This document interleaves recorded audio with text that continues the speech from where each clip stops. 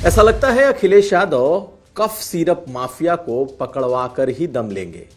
उन्होंने लगता है मुहिम छेड़ दी है। संसद से लेकर सड़क तक, चाहे अखिलेश यादव हो या उनके सांसद, सब ने इसे समाजवादी पार्टी का एक एजेंडा भी बना दिया है।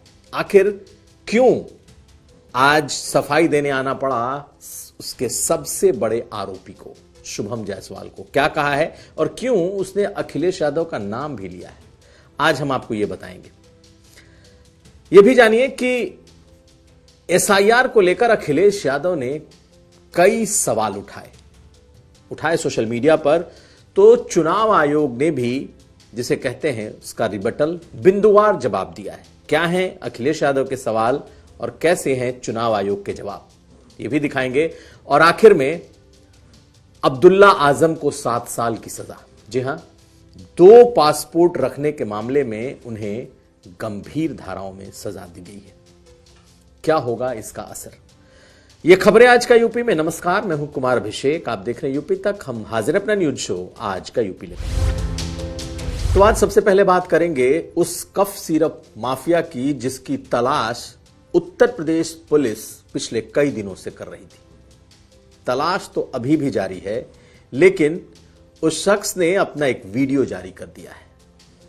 फिलहाल वो पुलिस की पकड़ में नहीं आया है, लेकिन उसका वीडियो सामने जरूर आ गया और इस वीडियो में उसने खुद को निर्दोष, बेकसूर बताते हुए एक जगह अखिलेश यादव से भी मदद मांग ली है। अखिलेश यादव ने इसके बाद क्या कहा है ये हम सुनाएंगे, लेकिन पहले सुनिए शुभम जायसवाल को, जिसने अपना एक वीडियो जारी कर दिया है। बोला जा रहा है कि मैंने जहरीली सिरप बेची है, जहरीली दवाओं का मैं क्रय विक्रय किया हूं, मेरे द्वारा दवा बेची गई दवाओं से बच्चों की मौत हुई है, मासूम बच्चों की मौत हुई है, और भी काफ़ी तरीके की बातें फैलाई जा रही हैं। यहाँ तक कि सदन में भी ये बात बोला गया कि यूपी में और बनारस में मेरे द्वारा ऐसी दवाओं का विक्रय किया गया है जो कि प्रतिबंधित है, नकली हैं और नशीली हैं, और ऐसी दवाएं जिनसे बच्चों की मौत हुई है। तो जी, मैं आप सभी को ये बताना चाहता हूँ कि ये सारी बातें झूठ हैं। माननीय अखिलेश यादव जी, जो कि समाजवादी पार्टी के राष्ट्रीय अध्यक्ष हैं, उन्होंने भी इस पे टिप्पणियां की हैं। उनके अलावा भी बहुत से नेता लोग ऐसा बोल रहे हैं कि मैंने जहरीली सिरप बेची है, बच्चों की मौत हो गई है, या खांसी हो तो आप सिरप मत पीजिए। जी, इस तरीके की बहुत सी बातें हुई हैं। आप सभी को मैं बिल्कुल क्लियर करना चाहता हूँ, ये सारी बातें झूठ हैं। इसी वीडियो में शुभम जायसवाल ने गाड़ियां जो खरीदी गई हैं बड़ी संख्या में, उस पर भी उसने बातें कही हैं। यही नहीं, नेताओं के साथ तस्वीरों पर भी बोला है। ये भी सुन लीजिए। उत्तराखंड की फर्मों की जांच नहीं चली, जांच सिर्फ हमारी चल रही है। ऐसा हमें समझ में नहीं आ रहा है कि ऐसा मेरे साथ क्यों किया जा रहा है। मैं आपको ये भी बता दूं कि मेरा किसी तरीके की किसी राजनीतिक दलों से, किसी राजनेता से मेरा किसी तरीके का व्यापारिक संबंध नहीं रहा है। लेकिन उसके वीडियो सामने आने के बाद अखिलेश यादव ने सीधे सरकार पर गंभीर सवाल खड़े किए हैं। पूछा है कि कहां है बुलडोजर। वैसे चाहे धर्मेंद्र यादव हो, राजीव राय हो, जितने भी सांसद सदन में बोल रहे हैं, सब पूर्वांचल, वाराणसी और साथ साथ कफ सिरप माफिया को जरूर जोड़ रहे हैं। अखिलेश यादव ने कैसे सरकार को इस पर घेरा है सुनिए, लेकिन उसके पहले संसद में उनके सांसद किस तरीके से इस एक माफिया के मुद्दे पर एकजुट है और सरकार को संसद में घेरने की कोशिश कर रहे हैं, यह भी सुनाते हैं। इसलिए आईना दिखाता हूं तो इनको झेल नहीं पाएंगे। आईना यह है कि माफिया काम कर रहा है, सत्ता के संरक्षण में काम कर रहा है, सरकार के संरक्षण में काम कर रहा है, पैसा नीचे से ऊपर पहुंचता है। और यकीन ना हो तो मैं चुनौती देता हूं माननीय मंत्री जी को, चलिए हमारे साथ बनारस प्रधानमंत्री के इलाके में देखिए। उत्तर प्रदेश के पूर्वांचल और विशेषकर बनारस के आसपास, बनारस, जौनपुर, चंदौली, गाजीपुर, आजमगढ़, भदोही का ये इलाका, जहां पर पूरा का पूरा रैकेट चल रहा है नकली कफ सिरप का। और उस बनारस में जहां का प्रतिनिधित्व हमारे माननीय प्रधानमंत्री जी कर रहे हो, उस बनारस में जहां महीने में कम से कम 4-5 दौरे हमारे माननीय मुख्यमंत्री जी करते हो, और उस बनारस के अंदर एक जाति विशेष के माफिया लोग पूरा का पूरा रैकेट संचालित कर रहे हैं। सभापति जी 2000 करोड़ से ज्यादा का व्यापार कर डाला। हमें आपत्ति रुपए पे नहीं, लेकिन मैं जानता हूं कि मासूमों की जब जान चली जाती है, सभापति आप महिला होने के नाते इस बात को समझ सकती है कि उस परिवार पे क्या बीतती होगी। ये जो बनारस से बनारस में और कई प्रदेशों में ये फैला हुआ, जिस पे ये आरोप लग रहा है कि ये बहुत बड़ा नेटवर्क है और इस नेटवर्क में जो शामिल लोग हैं वो एडमिनिस्ट्रेशन शामिल है, पुलिस प्रशासन शामिल है और भारतीय जनता पार्टी के लोग शामिल हैं।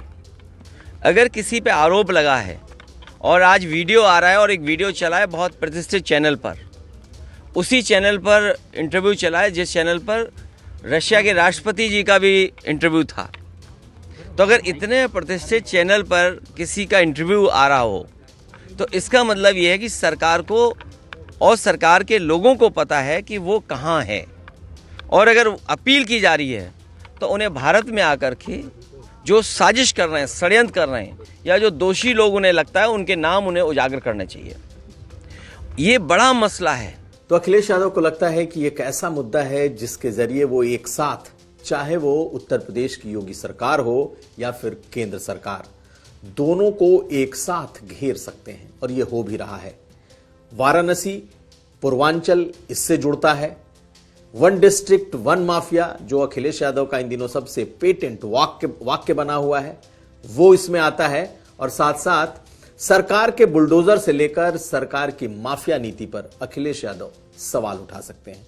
तो बैठे बिठाए एक ऐसा मुद्दा अखिलेश यादव के हाथ लगा है जिसे वो छोड़ेंगे नहीं, और ऐसा लगता है कि उन्होंने मुहिम बना ली है कि जब तक कफ सिरप माफिया को पकड़ेंगे नहीं तब तक छोड़ेंगे नहीं। अगली खबर, उत्तर प्रदेश में जो एसआईआर हो रहा है, अब बीजेपी उसे लेकर सीरियस मोड में आ गई है। इसलिए क्योंकि बीजेपी ने अपने तमाम नेताओं, कार्यकर्ताओं, सबको झोंक दिया है कि एसआईआर में उनके समर्थक छूटने नहीं चाहिए। और संगठन की बात करें तो तकरीबन 1.5 लाख बीजेपी के ऐसे कार्यकर्ता हैं जिन्हें एक्टिवेट किया गया है ताकि वो इस एसआईआर पर नजर रख सकें। बीएलए जितने ज्यादा बीजेपी ने बना लिए हैं उन सबों के कामकाज पर नजर रखें। लेकिन सवाल यह है कि समाजवादी पार्टी एसआईआर को लेकर गंभीर है और उसके लोग भी हर जगह एसआईआर में उनके लोग न छूटे इसकी कोशिश कर रहे हैं, और इसके लिए उनके यहां भी मुहिम चल रही है। आज अखिलेश यादव ने एक पोस्ट डाला और उन्होंने यह पूछा है चुनाव आयोग से कि आखिर प्रतिदिन की बुलेटिन क्यों नहीं आ रही, यानी कि आप लगातार एसआईआर में कितना काम हुआ है इसकी जानकारी क्यों नहीं दे रहे। तो देखिए अखिलेश यादव ने जो आज एक्स पर लिखा, उसमें उन्होंने पूछा कि उत्तर प्रदेश में कितने प्रतिशत एसआईआर हुआ है, इसका आंकड़ा आज प्रकाशित किया जाए। बीएलओ पर जानलेवा दबाव हटाकर अतिरिक्त लोगों को समयावधि के अनुरूप काम पर लगाया जाए। सुनिश्चित किया जाए कि सत्ताधारियों के दल और उनके संगी साथी पिछले दरवाजे से इस काम में अब नहीं और ना आगे कभी हों। यह बड़ा इंपॉर्टेंट सवाल है क्योंकि बीजेपी ने अपने लोगों को एक्टिवेट किया है और इस बात की पक्की जांच पड़ताल हो कि पीडीए समाज के कितने लोगों को वोटर लिस्ट से हटाने की साजिश रची जा रही है। हर हाल में इसे रोका जाए। तो अखिलेश यादव ने बड़े गंभीर सवाल उठाए। तो जैसे ही अखिलेश यादव ने सवाल उठाया उसके बाद सीईओ उत्तर प्रदेश यानी chief election officer Uttar Pradesh की तरफ से भी ट्विटर पर ही जवाब दिया गया, और वो जवाब क्या है वो भी सुन लीजिए। एसआईआर के अंतर्गत उत्तर प्रदेश में गन्ना प्रपत्रों का जो वितरण कार्य है वो 99.89 पूरा किया जा चुका है। डिजिटाइजेशन का जो कार्य है उन्होंने लिखा है कि 91.63 प्रतिशत पूर्ण किया जा चुका है, और भारत निर्वाचन आयोग के द्वारा हर दिन बुलेटिन जारी किया जा रहा है। तो अखिलेश यादव को जवाब भी दिया है इलेक्शन कमीशन ने। एसआईआर कार्य में बीएलओ के सहयोग के लिए अतिरिक्त कार्मिक लगाए गए हैं, यह भी उन्होंने बताया है। यह एक राष्ट्रीय महत्व का कार्य है, इसके लिए आम जनता तथा मान्यता प्राप्त राजनीतिक दलों से सहयोग की अपील की गई है, यह भी उन्होंने बताया है। और साथ साथ सभी मान्यता प्राप्त राजनीतिक दल प्रत्येक बूथ पर अपना बूथ लेवल एजेंट यानी कि बीएलए नियुक्त करने का अनुरोध किया गया है। एसआईआर के अंतर्गत अभी तक बीजेपी, समाजवादी पार्टी, कांग्रेस, बसपा, आप, सीपीआईएम, अपना दल, सभी लोगों ने अपना बीएलए नियुक्त किया है।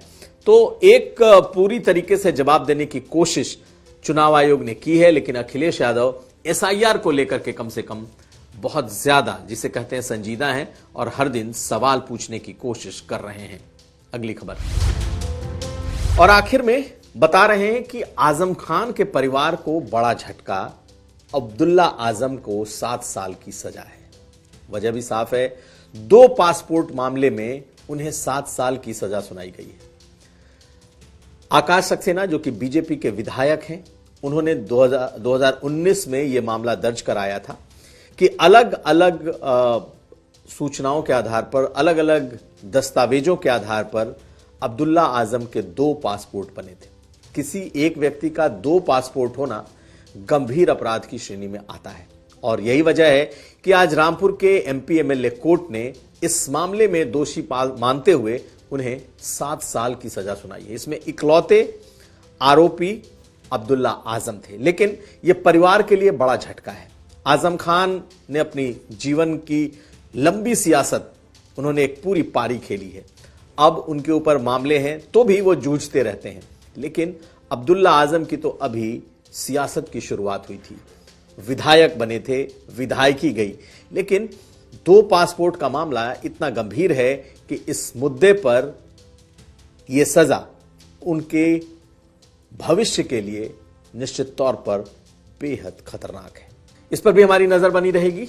तो यह था आज का यूपी। हम कल फिर हाजिर होंगे। आप हमें दीजिए इजाजत। देखते रहिए यूपी तक।